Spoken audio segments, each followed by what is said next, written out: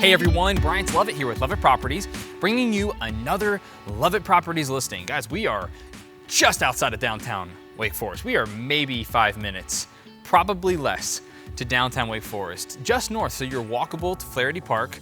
Baseball and more is at your fingertips. And this home has so much to offer. It's gonna be attractive to so many different types of buyers. It's a big, spacious lot, side load garage, fenced in backyard, new roof, but the inside might honestly be the best part about this house. You've got all your bedrooms on the first floor, split floor plan, so master's on one side, the other two bedrooms on the other. And when you need that space and you need walk-in space and you need storage, this house has it. You've got an upstairs bonus room and then additional walk-in storage. A lot to say about this little listing here in Wake Forest.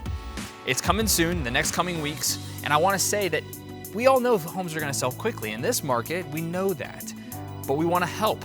Let us help you or your friends by sending this to them, putting them in touch with us. We want to get them answers to their questions. We want to put them on the showing list. We'll have open houses. We want to do whatever we can to make it that much easier as a buyer in this market. So please let us know what we can do to help. Have a fantastic rest of your day and a fantastic rest of your week.